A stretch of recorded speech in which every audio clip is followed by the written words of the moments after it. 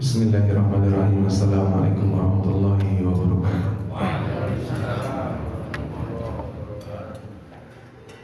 Alhamdulillah wassalatu wassalamu ala rasulillah wa la hawla wa la quwwata illa billah. Rabbi shrah li sadri wa yassir li amri wa hlul 'uqdatam min lisani yafqahu qawli. Subhanakallahumma la ilma lana illa ma 'allamtana innaka antal alimul hakim. Fa'allimna ma yanfa'una wanfa'na bima 'allamtana wa zidna ilman walhamdulillahi ala kulli halin. Asbahna wa asbahal mulku lillahi walhamdulillahi la syarika lah. La ilaha illa huwa wa ilaihi nusyur. Asbahna ala fitratil islam wa ala kalimatil ikhlas wa ala dini nabiyyina Muhammadin sallallahu alaihi wasallam wa ala millati abina Ibrahim hanifan muslima wa ma kana minal musyrikin. Qala Allah ta'ala fi kitabil karim, a'udzu billahi minasy syaithanir rajim. Watlu 'alaihim naba'a bani Adam bil haqqi idh qarraba qurbanan fatuqbila min ahadihima wa lam yataqabbal min al-akhar. Qala la aqtulannaka qala innama yataqabbalu Allahu minal muttaqin. Kita panjatkan puji dan syukur kepada Allah Subhanahu wa taala yang telah memberikan kepada kita limpahan nikmat-Nya, nikmat yang baru saja kita dapatkan semalam adalah peringatan dari Allah Subhanahu wa taala dan yang Maha mengendalikan. Yang namanya peringatan, mungkin kita ini sampai butuh diingatkan dengan sesuatu yang mengagetkan. Kalau kita ini mungkin sudah tidak mempan dengan yang rutin terbacakan, kajian yang terulang-ulang, mungkin kita lama-lama merasakan biasa. Allah Subhanahu wa taala kirimkan kepada kita pengingat yang mengagetkan, digerakkan tempat naungan kita yang kita mungkin rasanya sehari-hari katakan ya alhamdulillah aman. Ini nikmat yang sangat besar, nikmat rasa aman itu. Tapi itu bisa Allah Subhanahu wa taala ambil. Tanah yang kita rasa kokoh, tempat tinggal yang kita tempati ini kita sudah bangun dengan kuat, menjadi tempat kita bernaung. Ternyata Allah Subhanahu wa taala dengan mudahnya goyangkan hanya beberapa saat saja, kita panik, semua keluar dari rumah dan bertanya-tanya apa yang terjadi, dari mana sumber gempa itu. Ini persis seperti apa yang Allah Subhanahu wa taala sebutkan dalam surat Az-Zalzalah, Bapak Ibu. Bunyinya Az-Zalzalah menika tentang gempa bumi yang digerakkan oleh Allah. Idza zulzilatil ardu zilzalaha. Gambaran kecil dari hari kiamat di surat Az-Zalzalah, ketika bumi itu diguncangkan. Idza zulzilatil ardu zilzalaha wa akhrajatil ardu athqalaha. Ini kita belum sampai titik ini, sampai apa yang ada di bumi itu keluar. Kemudian di ayat berikutnya disebutkan wa qalal insanu ma laha. Maka manusia akan saling bertanya, ini apa yang sedang terjadi. Jadi keadaannya hari kiamat itu Bapak Ibu semuanya kaget. Jadi kalau ada orang yang kemudian menerka-nerka, kira-kira dulu pernah ada tebakan hari kiamat katanya tahun 2012. Ini sudah hampir 12 tahun yang lalu gitu. Tidak ada yang diberi oleh Allah Subhanahu wa taala ilmu tentang kapan terjadinya hari kiamat. Bahkan Rasulullah saja tidak bisa menjawab. yang bisa disampaikan oleh Rasulullah adalah tanda-tanda dekatnya hari kiamat. Semua terkait. Wa qala al-insanu ma laha yauma idzin tuhadditsu akhbaraha. Pada hari itu kita diingatkan dengan surat Al-Zalzalah oleh Allah Subhanahu wa taala.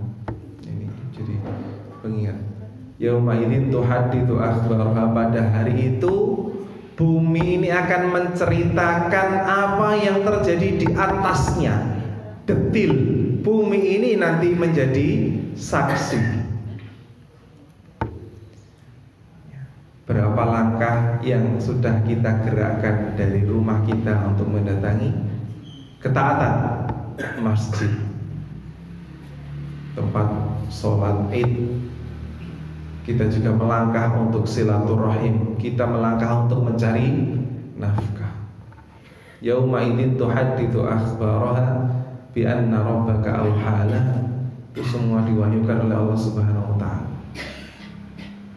Yauma idzi yasdurun nasu ashtatan liyurau a'malahum. Semua akan dilihat amalan itu. Bumi ini saksi yang saksi bisu saat ini, tapi nanti dia menceritakan kepada Allah Subhanahu wa taala lengkap, karena ia adalah makhluk yang Allah ciptakan sejak sebelum manusia ada. Terekam semua, tidak ada yang tidak terekam. Maka di ujung surat Az-Zalzalah ini Allah Subhanahu wa taala mengingatkan kita, intinya ini di akhir ini Bapak Ibu. Yang lain kan fungsinya adalah pengingat. Allah Subhanahu wa taala akhiri surat Al-Zalzalah dengan firman-Nya, "Faman ya'mal mithqala dzarratin khairan yarah." Yang semua nanti dibuka oleh Allah Subhanahu wa taala apa yang terjadi di atas muka bumi ini. Barang siapa yang beramal baik sekecil apapun, tidak perlu khawatir, semua terekam, semua akan diceritakan oleh saksi-saksi. Yang saksi itu nanti tidak hanya bumi yang usianya jauh lebih panjang daripada usia kita. Dalam surat Yasin nanti yang menjadi saksi adalah juga tangan kaki kita, kulit yang menempel di badan kita, menjadi saksi atas kebaikan kita, khairan yarah, atau sebaliknya, wa may ya'mal mithqala dzarratin syarran yarah, atau keburukan yang kita lakukan. Semua diungkapkan, semua akan diberikan oleh Allah Subhanahu wa taala balasannya. Kalau kita kaitkan Bapak Ibu rahimakumullah, sedian peringatan, pengingat bagi kita semua, yang ujungnya adalah bagaimana kita ini menyibukkan diri dengan amal soleh. Bapak Ibu, marilah kita bersyukur kepada Allah ketika kita ini dilibatkan atau dimampukan oleh Allah Subhanahu wa taala untuk terlibat dalam amal-amal soleh. Yang tadi masjid kita yang kita cintai ini dari Ustaz Solihin cerita akan melaksanakan khitan, kegiatan-kegiatan yang kita sudah tahu sangat banyak, takmir dan pengurusnya atau jamaah Bapak Ibu semua yang terjun untuk mengambil peran ini adalah kesempatan amal soleh yang besar. Namun tentang kesempatan amal soleh ini menjadi pengingat dari Allah adalah surat Al-Maidah ayat 27. Sempat tadi kami baca dalam pembukaan, a'udzubillahi minasyaitonirrajim, watlu 'alaihim naba'a bani Adam bil haqq إذ قربا قربانا فتقبل من أحدهما ولم يتقبل من الآخر قال لأقتلنك قال إنما يتقبل الله من المتقين. Kita tahu banyak kesempatan beramal saleh yang bisa kita laksanakan. atau kesempatan itu benar-benar sudah kita lalui, sudah kita laksanakan amal soleh. Yang sebagian dari bapak dan ibu sudah sedekah, mengeluarkan sebagian harta untuk mendekatkan diri kepada Allah dengan menyembelih kurban. Pada ayat ini Allah Subhanahu wa taala menyebutkan kisah di dalam Al-Qur'an, tambah kuat lagi karena secara lafaz ayat ini menyebutkan watlu, ceritakan. Siapa yang disuruh menceritakan ini? Yang mendapatkan Al-Qur'an langsung dari Allah, yaitu Rasulullah Muhammad SAW. Watlu, ceritakanlah wahai Muhammad. Jadi cerita ini punya keunggulan. Mengapa? Karena Allah tidak hanya menyebutkan dalam Al-Quran, tapi Rasulullah juga diperintahkan untuk menyampaikan. Kisah tentang apa? Kisah tentang dua anak Nabi Adam alaihissalam. Watlu alaihim naba'a bani Adam. Nabi Adam ketika itu baru punya dua anak laki-laki. Idh qarraba qurbanan, yang kedua-duanya sama-sama melakukan amalan, sama-sama berkurban, mengeluarkan sebagian harta yang mereka miliki. Dua anak ini, yang kalau dalam Israiliyat disebutkan namanya Qabil dan Habil, walaupun dalam Al-Quran tidak ada nama ini. Idh qarraba qurbanan fatuqubila min ahadihima wa lam yutaqabbal minal akhar. Sama-sama melakukan amalan, tetapi yang pertama kurbannya diterima, sedangkan yang kedua kurbannya tidak diterima. Fatuqubila min ahadihima wa lam yutaqabbal minal akhar. Salah satu diterima, yang lainnya tidak. Membaca ayat ini, bagi kita yang dimampukan oleh Allah Subhanahu wa taala untuk berkurban atau amal soleh yang lainnya, kalau kita tadaburi, berarti amalan yang kita laksanakan ini kemungkinannya masih 50-50. Belum tahu diterima oleh Allah atau tidak. Tidak ada yang berani memastikan ini pasti diterima itu kita. Nah, ini putranya Nabi Adam ini dua-duanya disebutkan oleh Allah, dua-duanya qarraba, mendekatkan diri kepada Allah, kurbanan, dengan perantara kurban. Amal soleh itu memang usaha seseorang mendekatkan diri kepada Allah. Yang pertama sukses, yang kedua gagal. Ini kan 50-50 ini, kemungkinannya satu dari dua, diterima oleh Allah atau tidak. Fatuqubila min ahadihima wa lam yutaqabbal minal akhar. Tentu kita semua kan inginnya diterima oleh Allah Subhanahu wa taala. Dan di akhir ayat ini ada jawabannya Bapak Ibu. Mengapa orang yang pertama diterima oleh Allah kurbannya, sedangkan yang kedua tidak? Apa jawabannya? Qala innama yataqabbalullahu minal muttaqin. Bahwa anak Nabi Adam yang diterima kurbannya, dia mengatakan qala innama, sesungguhnya yataqabbalullahu, Allah menerima hanya dari al-muttaqin, orang-orang yang bertakwa. Oh, ini kuncinya. Segala jenis usaha mendekatkan diri kepada Allah, kalau matur tadi, kemungkinannya adalah 50-50. Bisa diterima oleh Allah, bisa juga tidak. Seperti apa yang diterima oleh Allah? Adalah dari orang-orang yang bertakwa.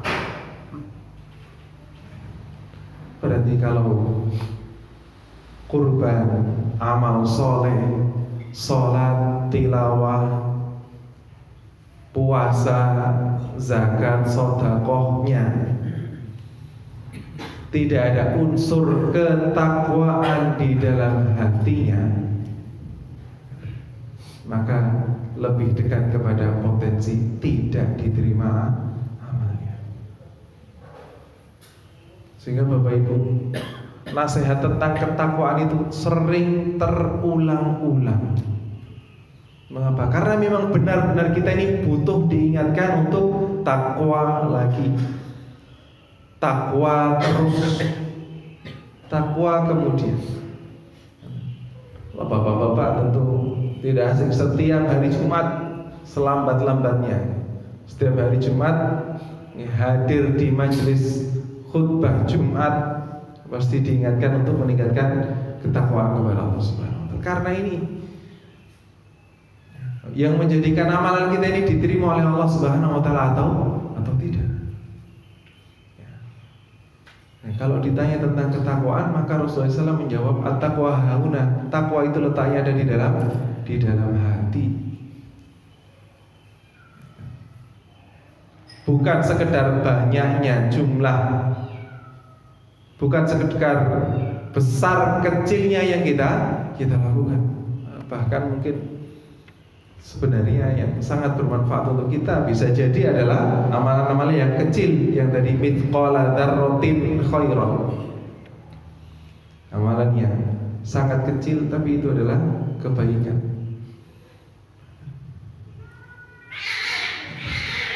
Bagaimana usaha kita?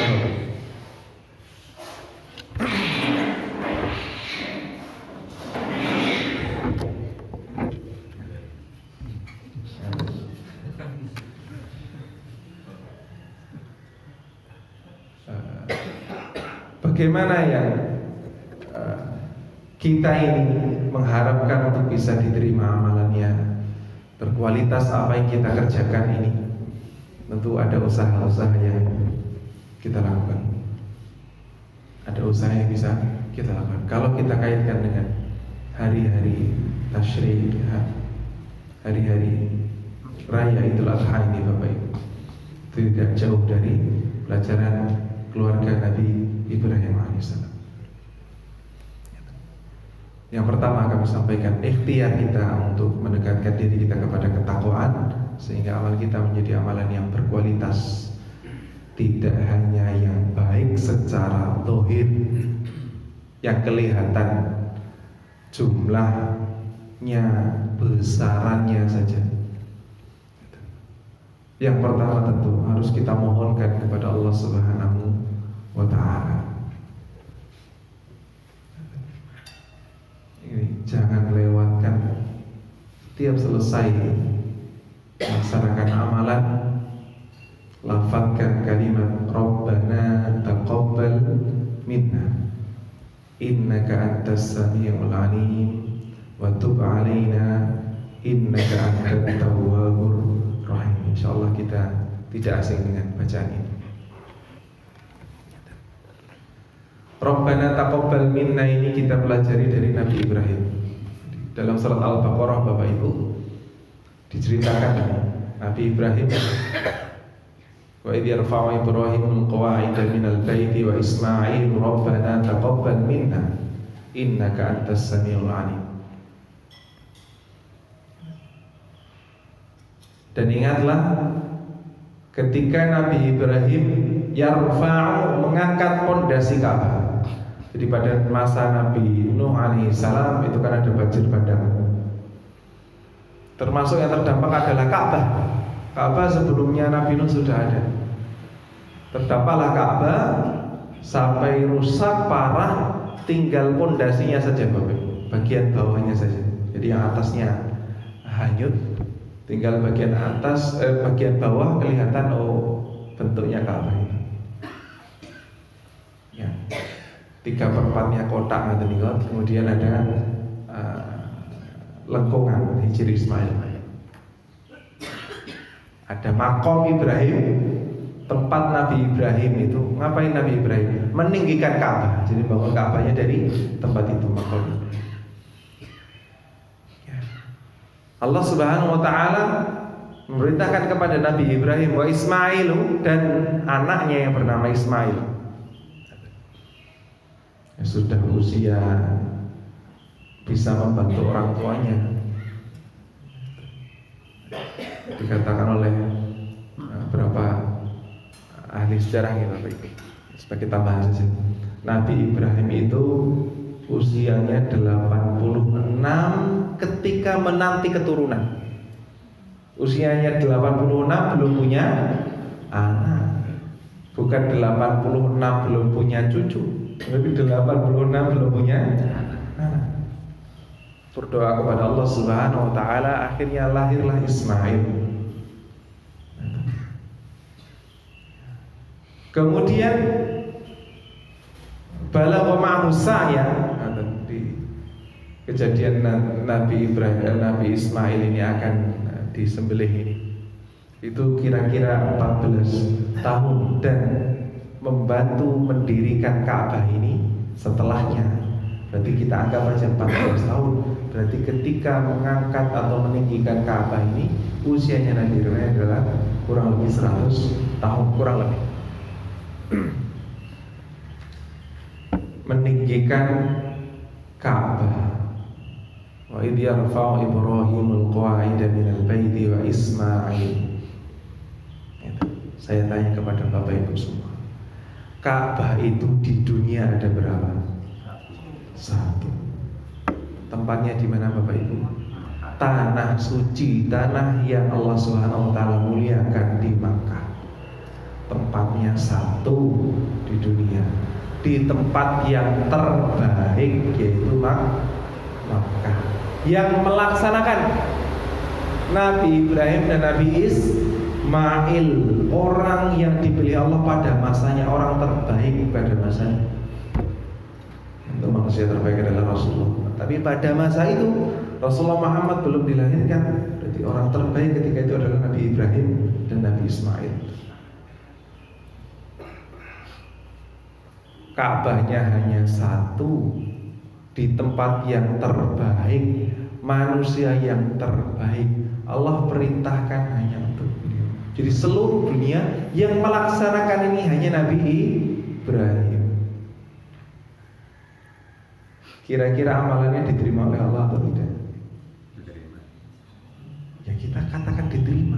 Kalau nggak diterima, ya terus siapa lagi? Wong ini satu-satunya amalan, satu-satunya orang yang beramal, apalagi di tempat yang mulia, yang melaksanakan orang yang mulia, satu-satunya dilakukan di Makkah.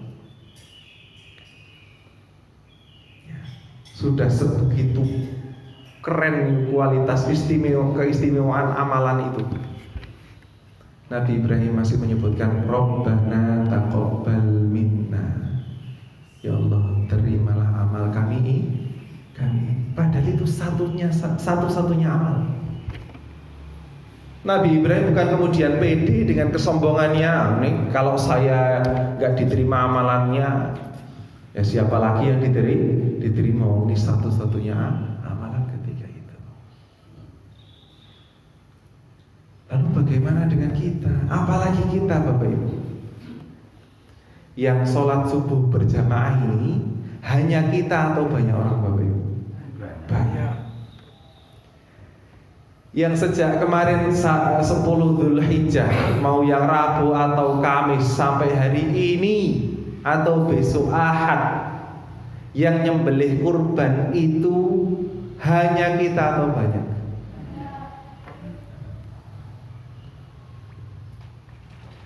Kok kita sampai merasa amalan kita kemudian ini pasti diterima? Tidak pula kita kemudian melafadzkan wirid Rabbana taqabbal minna innaka antas samiul alim. Sungguh sombong kita ini.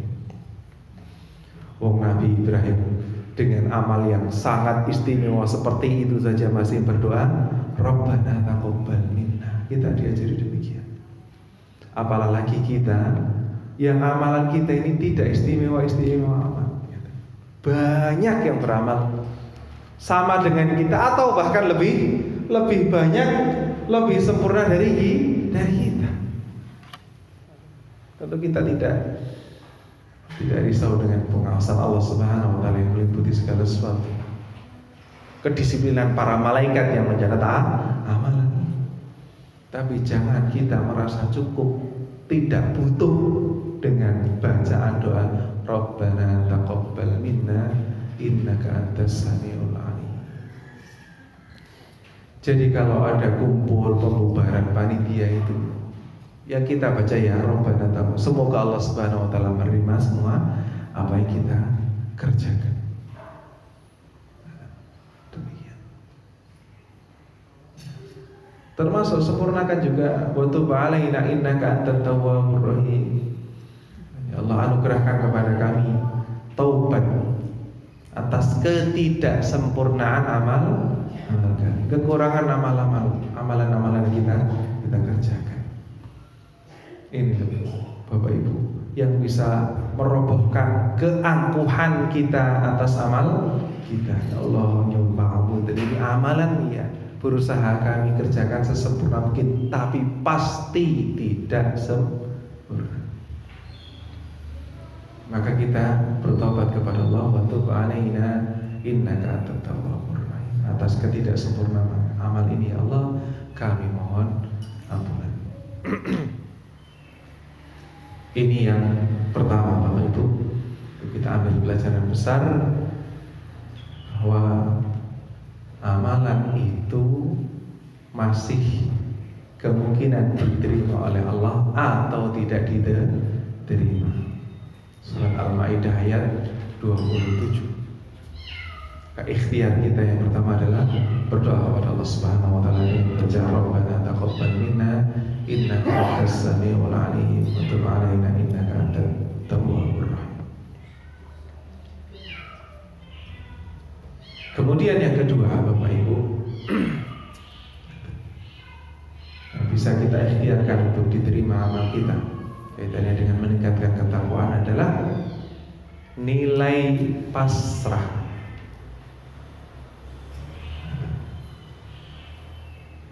Ketundukan kita kepada Allah Subhanahu wa taala atas semua yang diperintahkan atas kita, maka kita terima dengan sepenuh pasrah kita kepada Allah Subhanahu wa taala. Mari kita hadirkan kisah keluarga Nabi Ibrahim alaihissalam. Ketika Nabi Ibrahim alaihissalam itu tokohnya kan ada Nabi Ibrahim, kemudian ada salah satu istrinya bernama Hajar, kemudian nanti ada Ismail. Nabi Ibrahim jadi teladan kepasrahannya, melaksanakan perintah Allah di masa mudanya sampai akhirnya dimasukkan ke dalam api. Yang penting beliau tetap menyampaikan kebenaran walaupun resikonya dimasukkan ke dalam api. Resikonya sudah nyawa. Ini sudah kepasrahan kepada Allah Subhanahu wa taala. Bagaimana dengan istri beliau bernama Hajar? Bapak Ibu, Nabi Ibrahim itu hidupnya di Palestina. Saat ini jadi negara Palestina itu. Di sana ada yang diagung-agungkan oleh orang-orang Yahudi adalah kuil Sulaiman dan Ibrahim itu. Ketika Allah Subhanahu wa taala menjawab doanya Nabi Ibrahim, Rabbi la tadarni fardan wa anta khairul warithin. Sudah usia 86 ya tadi saya matur. Sudah usia 86 tahun berdakwah kepada kaumnya. Maka beliau mulai khawatir, ini usia 86 tahun. Kalau saya mati siapa yang meneruskan dakwah ini? Maka beliau matur kepada Allah Subhanahu wa taala, Rabbi la tadarni fardan wa anta khairul warithin. Ya Allah, jangan biarkan aku sendiri saja. Engkau adalah sebaik-baik memberikan waris, yang memberikan waris. Berdoa. Akhirnya lahir Ismail.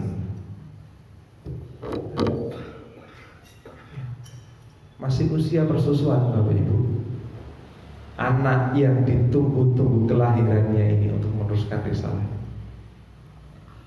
Oleh Allah Subhanahu wa taala diperintahkan Nabi Ibrahim ini untuk membawa anak dan istrinya boyongan ke Makkah. Dari Palestina perjalanan ke Makkah. Kalau pesawat sekitar 3 jam. Mau diperhitungkan. Kalau dulu tentu belum ada.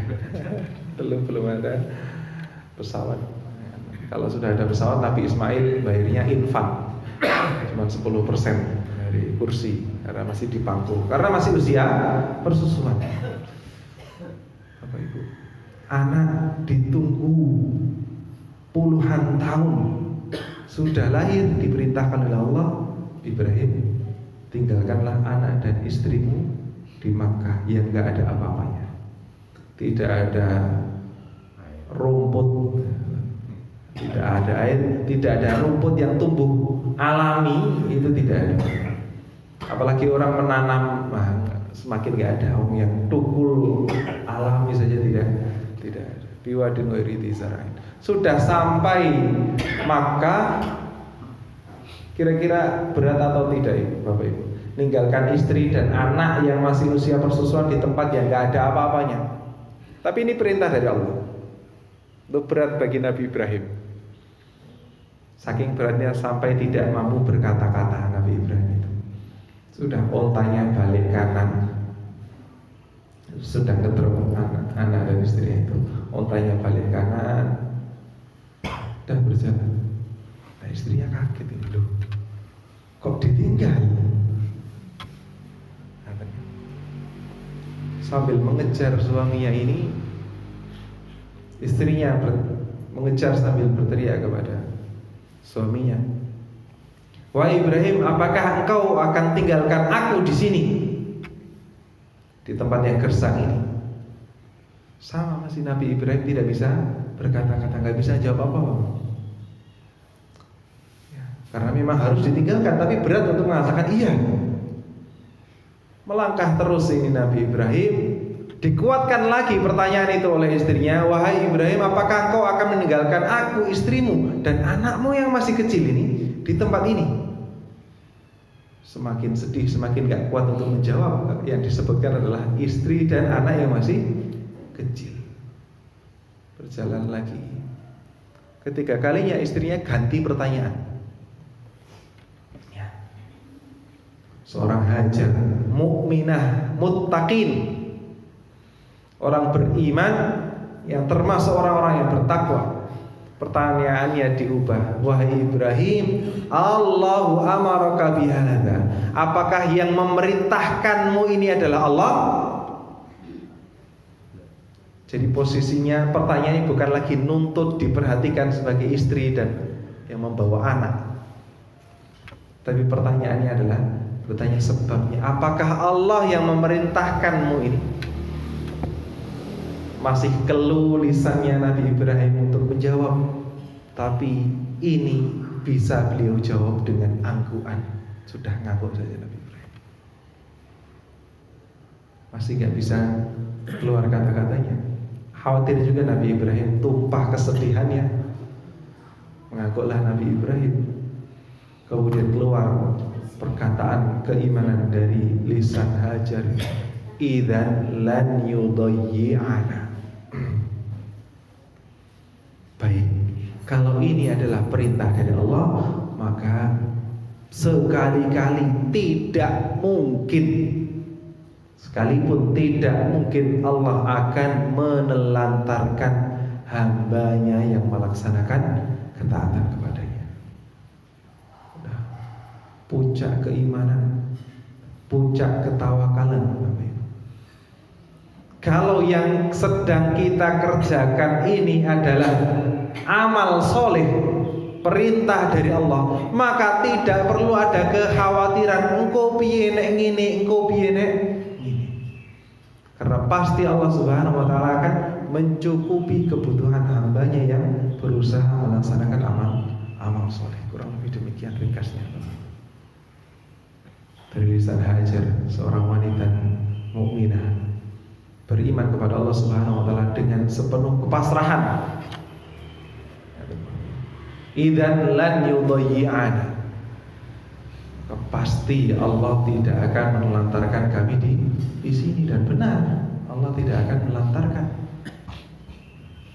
Dipancarkan air Zam-Zam, keberkahan itu mengalir sampai hari ini. Makkah adalah tempat yang tidak ada tumbuhannya, tetapi makanan apa ada, tentu yang halal. Tidak ada orang menanam padi tapi di sana ada beras.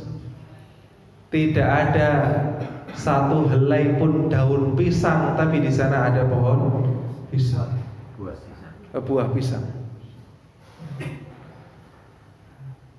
Orang berebut untuk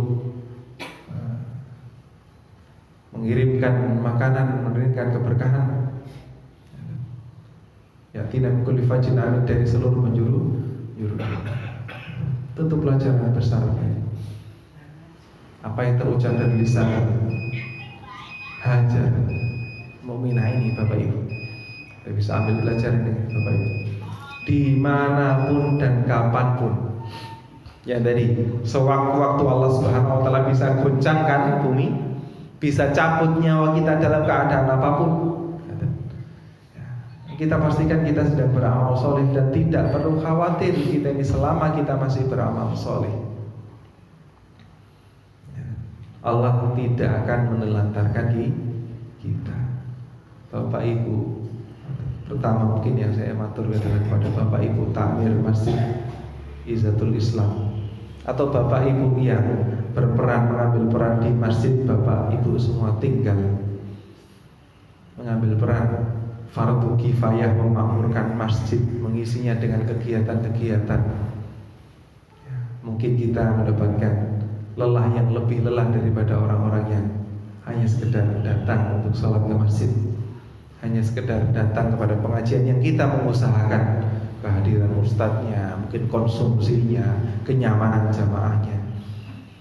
Tidak perlu khawatir, Allah Subhanahu wa taala lan yudayyi'ana, tidak mungkin menelantarkan kita.